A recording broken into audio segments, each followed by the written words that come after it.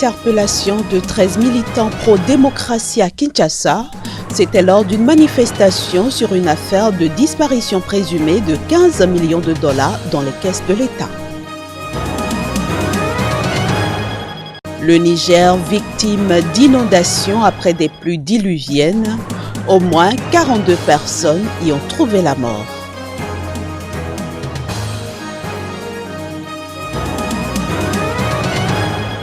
Enfin, la fermeture des frontières du Nigeria continue de susciter inquiétude et interrogations chez les pays voisins.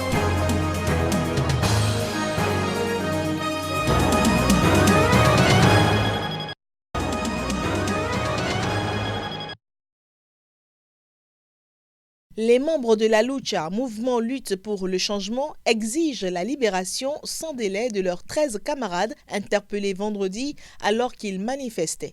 La dite manifestation avait pour objectif d'exiger des éclaircissements sur la disparition de 15 millions de dollars. Le mouvement soutient que sa démarche n'est pas d'incriminer X ou Y, elle n'est pas non plus une lutte acharnée contre un individu, mais contre les antivaleurs de la RDC. En effet, le mouvement citoyen Lucha avait appelé à une marche pacifique vendredi pour demander des comptes à la présidence de la RDC. Mais la manifestation avait été interdite par les autorités. Depuis quelques jours, en effet, une affaire de disparition présumée d'argent public d'un montant de 15 millions de dollars qui viserait les officiels, dont le directeur de cabinet du chef de l'État, Vital Kamerhe, secoue la présidence de la République. Selon plusieurs correspondances, le Trésor public a versé 100 millions de dollars à des sociétés pétrolières pour compenser leur manque à gagner. L'État devait récupérer une décote de 15% de cette somme. Mais cette décote n'a pas bénéficié à l'État, note l'inspection générale des finances dans un rapport daté du 17 juillet. La décote de 15 millions de dollars a été versée sur le compte d'un comité de suivi des prix des produits pétroliers, une irrégularité dont le rapport attribue la responsabilité à plusieurs officiels.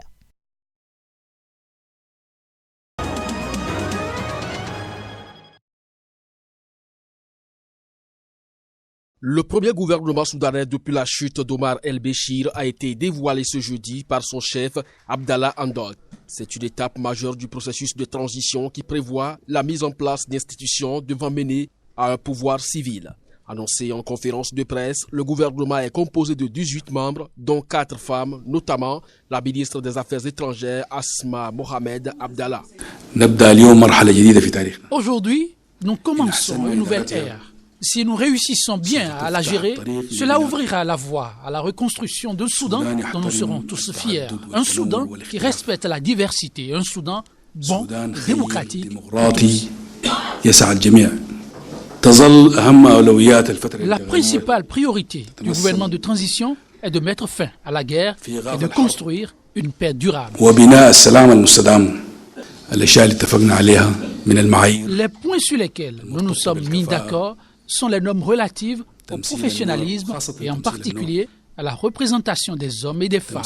Les femmes de mon pays qui ont participé à la révolution, qui étaient au premier rang et dont le nombre était encore plus élevé que celui des hommes. L'un des premiers défis de ce nouveau gouvernement sera de relever l'économie d'un pays ayant notamment souffert de 2 décennies de sanctions américaines.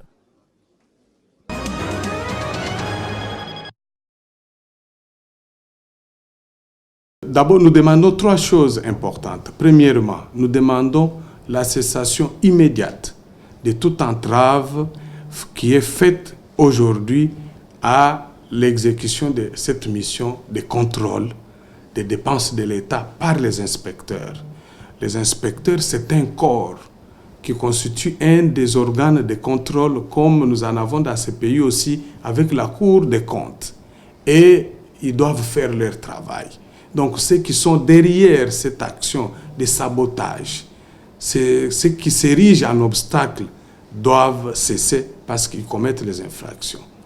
Et que le travail qui consiste aussi sur l'audit doit être poursuivi jusqu'à la fin et que ceux qui seront reconnus comme coupables d'actes répréhensibles soient identifiés et mis aussi à la disposition des juges. Et c'est de cette manière-là que nous pensons que le président Félix-Antoine Tshisekedi, qui a toujours répété que son mandat est placé sous les piliers de la bonne gouvernance, de la lutte contre la corruption, contre le détournement des deniers publics et contre l'enrichissement illicite, son mandat pourra réussir et l'ensemble des promesses qu'il a faites au peuple pourront être tenues. Parce que si la corruption n'est pas combattue, les détournements des deniers publics ne sont pas combattus, notamment par ces organes de contrôle, je pense qu'il ne pourra pas atteindre ses objectifs. L'inspection générale des finances dépend de la présidence de la République. Cela étant, toute mission de contrôle de l'inspection générale doit requérir l'autorisation de la tutelle donc de la présidence de la République ou tout au moins en être informé. Or, le contrôle dont question ici a été fait sans respect de normes procédurales. Il ne s'agit que de cela. Donc le directeur des cabinets n'a jamais fait une obstruction à une mission de contrôle qui d'ailleurs relève de la Cour des comptes selon les textes. Donc ici, il a voulu simplement rappeler la procédure et la norme. Donc la mission de l'inspecteur général s'est faite en dehors de cette procédure. Ailleurs, on parlerait simplement d'une insubordination parce que c'est la présidence de la République qui détermine les termes de référence de la mission et qui a la prérogative de signer tout contrôle par l'inspection générale des finances. Ça, c'est un élément. L'autre élément, c'est qu'au-delà du fait que cette mission s'est faite en violation de la loi, mais l'inspecteur en question est retraité depuis 2011. Cela est vérifiable. Et donc, tout ce qu'il fait est nul et de nul effet.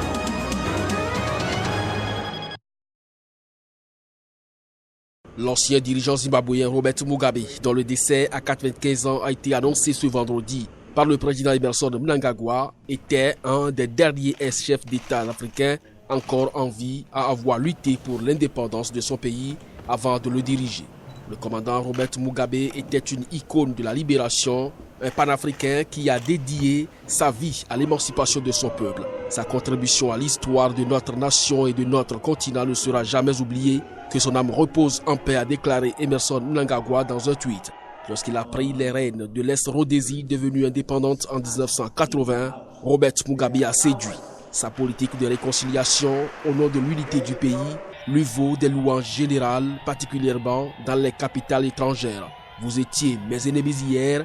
Lâché par l'armée et son parti, Robert Mugabe, qui a été contraint à la démission en 2017, a laissé un pays englué dans une profonde crise économique qui ne cesse d'empirer. La Chine a salué ce vendredi en Robert Mugabe, un dirigeant d'exception dont Pékin fut l'un des rares alliés. Le président sud-africain Cyril Ramaphosa a également salué un champion de la lutte contre le colonialisme.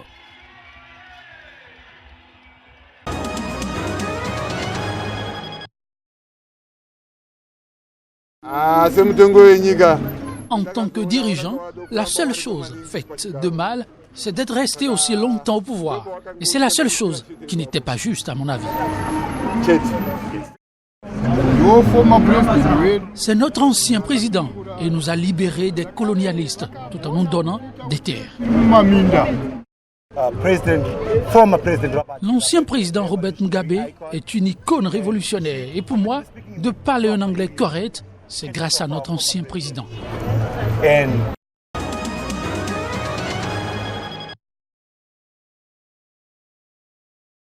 D'importantes quantités de pluie sont tombées sur le Niger et ont provoqué des inondations.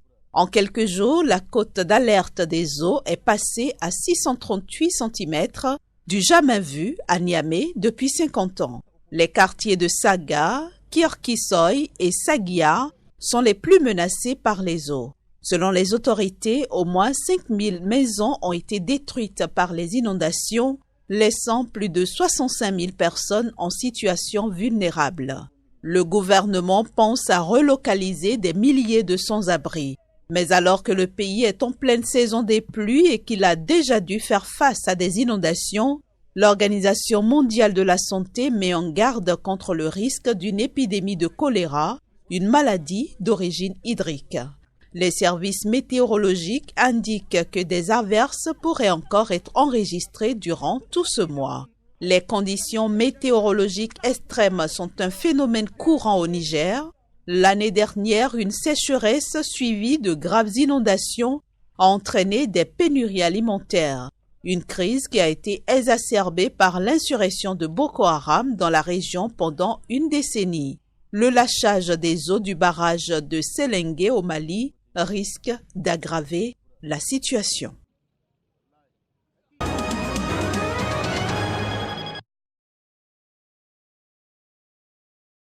Buhari a décidé d'aller au-delà des limites de son portefeuille pétrolier.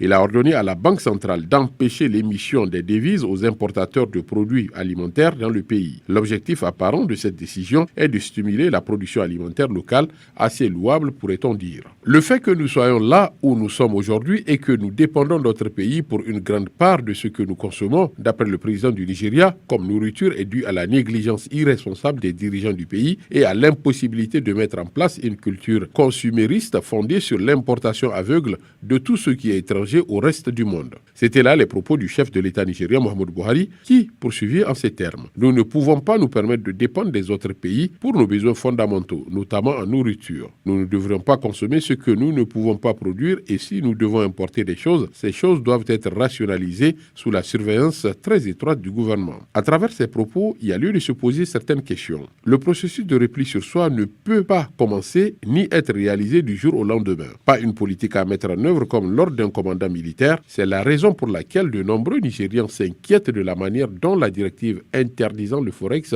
aux importateurs de produits alimentaires a été émise et est actuellement appliquée. Non seulement le gouvernement Buhari n'a pas mis en place de mesures pour atténuer les effets d'une telle politique, mais il est déterminé à la mettre en œuvre immédiatement. Quelques jours après l'annonce de la politique d'interdiction d'échange, le prix des denrées alimentaires, en particulier du riz, s'est envolé. Entre 13 000 et 14 000 naira, environ le double de son prix sous l'administration de Goodluck Ebele Jonathan, un sac de 50 kg de riz va maintenant pour 20 000 naira et continue de monter. Apparemment, pour montrer sa détermination à mettre en œuvre cette politique, le gouvernement a également choisi ce moment pour clore le processus. Les frontières du pays, en particulier la frontière de Sémé par laquelle le riz ainsi que de nombreuses autres marchandises de contrebande sont importées dans le pays via le Bénin, sous une soi-disant patrouille de sécurité commune comprenant les militaires et les douaniers nigérians, les frontières du Nigeria avec ses voisins plus petits ont été fermées à la suite de la directive présidentielle, censée lutter contre le banditisme et l'insurrection, entre autres crimes transfrontaliers. Dans l'illusion que le Nigeria est parvenu à l'autosuffisance en matière de production de riz local, Buhari poursuit une politique qui ne pourrait que garantir une hausse astronomique